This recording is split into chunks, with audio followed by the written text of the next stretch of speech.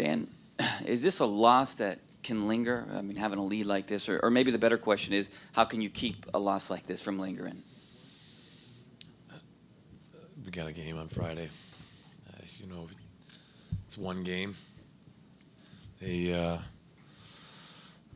did a lot what they've done all season, or at least shown they can do, which is keep coming and come back from deficits. And they did that. They did that and came back from down 3. They got a big goal. Big goal there from Briere to get them back, and they kept chipping away and scored a big power play goal, and they came back, which is what they've done. They're a good team, and they don't stop. And the second half of the game, we didn't get to our game and where we needed to play as much as we needed to, and they got back in it and pushed it to overtime. I don't necessarily believe in momentum. The playoffs is it's like a loaf of bread. It's slice by slice. Some slices you really like, and some are kind of moldy and rotten, and one has nothing to do with the next. Every day you got to go out and work for your win, and whether you win or lose, you got to move on to the next game, and really that'll probably be the focus. Is what can we do to be better, and not necessarily what we did yesterday, but what we can do tomorrow, because it's just one win, and now we got to focus on the second game and making sure we're better in a lot of different areas. Hi, Penguins fans. My name is Josh Yohe, and joined by Rob Rossi. I was going to call this 4-3 loss for the Penguins stunning, Rob, but maybe it's not stunning. I'm not stunned. We've seen it before. The Penguins had a 3-0 lead, and they've had a lot of leads in the last month, and they've blown a lot of those leads. And they didn't really play playoff-style hockey, Rob. When they were up 3-0, they were trying to make it 4-5 and 6-0 instead of getting the puck deep and quote-unquote keeping it simple, and it burned them tonight. Well, I'm starting to question if they need to just abandon this idea of what has worked for them in the past in terms of the way they've preserved leads, and maybe just say it's keep pushing, because I thought one of the problems they had in the end of the second period, Josh, it carried over into the third. Third was kind of a weird period because the second goal, it was just a strange goal. I don't think Marc-Andre Fleury saw it. No. And the third one, you can't give the Flyers a power play. We talked about this at the end of the year. If this is the power play series, the Penguins are going to lose because their power play isn't very good in terms of being able to generate consistent chances, and the Flyers don't need much. But I think if you're the Penguins, you've got to almost assume 3-0's not good, get it to 5. And if that means trading chances with them, I'm almost to the point where I say, let's see that, because this middle zone they're in, where they're kind of sitting back and kind of going forward and kind of sitting back, it's not working. And if that's what they're going to do in this series, no lead will be safe, and this will be a very short series. And we'll get back to the Penguins in a second, but the Philadelphia Flyers deserve a lot of credit. Listen, they were on the road, down 3-0. They've got a bunch of rookies in their lineup. They've got a goaltender who's very talented, but let's be honest, maybe not the most stable in the world. He hasn't had a lot of playoff success. And to come back in this building and to win, boy, I think we learned a lot about the Philadelphia Flyers. I guess, except that every meaningful game they've ever played in this building, they've won. This is true. So, and I don't need to learn a lot about the Flyers. They're a great hockey team. And I'm tired of people talking about Ilya Bryzgalov as though he's some sort of, leper who's incapable of leading this team to victory. I mean, he was a leper. Well, no, a lot of people, though, we've heard about the bear comment, right, and fans had fun with that tonight. Yeah, yuck it up, Penguin fans, yuck it up. You know what?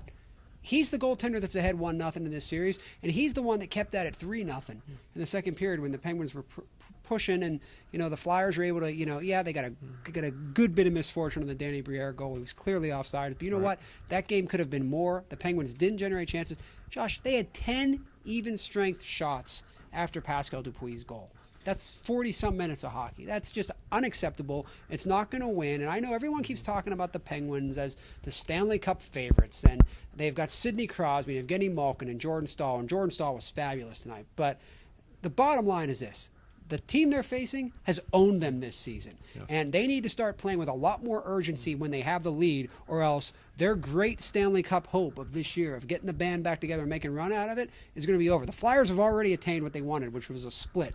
They're going to come in here Friday with it thinking we can go up 2-0 and close this thing out and fill Well, it. there's no pressure on Philadelphia Friday night, and there's an awful lot of pressure on the Penguins. In particular, Rob, I think the Penguins' power play is a real problem. We know in the playoffs, special teams are gigantic. The Penguins' power play has been really good all season, and let's be frank, since Sidney Crosby came back, it hasn't been the same. And I'm not blaming Sid necessarily, not at all. But the fact of the matter is, the Penguins' power play is all over the place. It was 0 for 3 tonight, and it gave Philadelphia an unbelievable amount of momentum. This isn't rocket science. You've got Crosby, you've got Malkin. Figure out how to get them closer to the net. I just don't understand what's going on here. I don't know why this has been a problem for as long as it's been. We're talking 3 years now. There's too much talent on them for them to be able to continue to put out a power play that at times doesn't even look like he can enter the zone. Dan Bylsma talked about that tonight. They couldn't even get into the zone. Josh, I go back to something we saw last year against Tampa Bay. I think we're seeing the same thing now. How do the Penguins generate offensive chances? Quick puck retrieval, quick puck movement. They generate chances on the rush. That's not something you can do on the power play when teams are going to set up as a penalty kill by just basically daring you to try to do that. It's something the Penguins are going to have to make an adjustment. They cannot win this series against this team if they cannot take a power play and make that go. That could have been 4-0 tonight, Yes. could have been 4-1 tonight, and they just blew those chances, and that's where the game. 2 words for the power play, just throwing it out there. Steve Sullivan. Yeah. He's a guy who's been huge on the power play all season. Ask some of the Penguins, why is the power play so much better this year? They will bring up his name immediately. He's not on the top power play right now.